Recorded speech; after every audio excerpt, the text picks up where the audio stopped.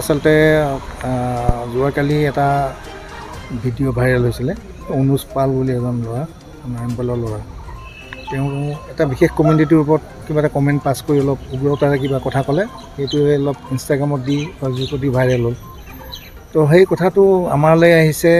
আমালৈ অহা তদন্তটো আৰম্ভ হৈছিলেই, কিন্তু সেই কথাটোৱে এটা সুবিধা লৈ গইনা লৈ আজি মানে দুপৰীয়া ভাগত ইয়াৰে আৰু ওচৰ পাজৰ কিছু আৱাসিক মানুহ আহি ইয়াত এটা মানে অকৱাৰ্ড পৰিস্থিতি এটা থানাৰ সন্মুখত মানে আৰম্ভ কৰিলে।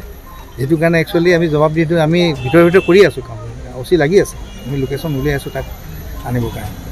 তো তেওঁলোকে মানুহখিনিয়ে আমাৰ লগত পূৰা ইণ্টাৰেক্ট কৰা নাই, নিজে কিবা এটা ভাবি লৈ এটা অশুভ পৰিস্থিতি এটা যিটো আমি বিচৰা নাছিলোঁ। তেওঁলোকে কিবা পাথৰ চাথৰ মাৰিলে, গাড়ীও ক্ষতিসাধন হৈছে, আমাৰ মানুহো ইনজুৰ হৈছে। উপায় নাপায় সম্পত্তি ৰক্ষা কৰিবলৈ, প্ৰাণ ৰক্ষা কৰিবলৈ আমি প্ৰথমে লাঠি চালনাৰ পিছত আকৌ গুলি চলাবলৈ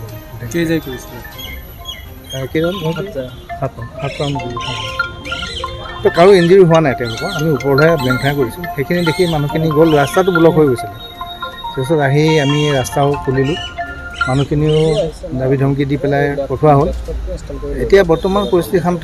আমি এতিয়া সেই মেইন যিজন একোজ তেওঁক ট্ৰেক কৰিবৰ কাৰণে লাগে। দেখা পাইছোঁ যে সিহঁতে কয় এইটো ঘটনাৰ পিছতে কিন্তু দুটা কমিউনিটিৰ মাজত এটা ক্লেশ সৃষ্টি হৈছে। এই ক্ষেত্ৰত আপোনালোকে আৰক্ষীৰ ফালৰ পৰা কিবা ব্যৱস্থা গ্ৰহণ কৰিব? আমি এইটো সূক্ষ্মভাৱে অবজাৰ্ভ কৰি আছোঁ যাতে তেনেকুৱা একো নহওক। আমি ভিতৰুৱাকৈও খবৰ ৰাখিছোঁ আৰু আমাৰ নাগৰিক সমিতি বা যিখিনি আমাৰ চ'ৰ্চ আছে, বিডিবি মানুহ আছে, আমি তেওঁলোকৰ লগত লিয়াজ কৰি আছোঁ। আমি আশা ৰাখিছোঁ এইটোত মানে বিশেষ ডেভেলপ হ'ব নালাগে। বাকী আপোনালোকৰ পৰা সহায় বিচাৰিম। আপোনালোকৰ ওপৰতো বহুত ডিপেণ্ড কৰে। ভাল খবৰ এটা গ'লে ভাল কথা হয়, পজিটিভ কথা। ঠিক আছে। কৈছে যে পৰ্বতঝৰাৰ বগৰীবাৰীত এটা ছ'চিয়েল মিডিয়াত এটা ভিডিঅ'ক লৈ কিন্তু এটা উত্তপ্ত পৰিস্থিতিৰ সৃষ্টি হৈছে। ছ'চিয়েল মিডিয়াত বগৰীবাৰীৰ এজন স্থানীয় যুৱক ইমন পাল নামৰ যুৱকজনে ইছলাম ধৰ্মাৱলম্বী মানুহৰ আল্লাহৰ বিৰুদ্ধে কিছু কটু মন্তব্য আৰু আপত্তিজনক মন্তব্য কৰিছিল। তাৰপিছতে দেখা গৈছিল যে বগৰীবাৰীৰ ইছলাম ধৰ্মাৱলম্বী মানুহখিনিয়ে জাঙুৰ খাই উঠিছিল আৰু আহি প্ৰথমতে থানা ঘেৰাও কৰিছিল। থানা ঘেৰাও কৰাৰ পিছতে যিজন ভাৰপ্ৰাপ্ত আৰক্ষী বিষয়া আছে তেখেতে আশ্বাস দিছিল যে 3 ঘণ্টাৰ ভিতৰত দোষীজনক কৰায়ত্ব কৰিব, ইমন পালক কৰায়ত্ব কৰিব। কিন্তু তাৰপিছতো দেখা গ'ল যে ইমন পাল পলাতক হৈ গ'ল, তেখেতক এৰেষ্ট কৰিব নোৱাৰিলে। তাৰপিছতে দেখা গ'ল ৰাইজে ৭০ নং ৰাষ্ট্ৰীয় ঘাইপথ অৱৰোধ কৰিছিল।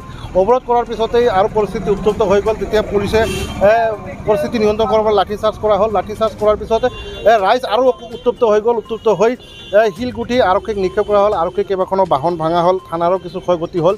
তাৰপিছতে উপায়বিহীন হয় যেতিয়া ৰাইজ থানালৈকে আগুৱাই গ'ল, তেতিয়া পুলিচ উপায়বিহীন হৈ খুল্ললৈ গুলীচালনা কৰিলে। তাৰপিছত পৰিস্থিতি নিয়ন্ত্ৰণ হ'ল।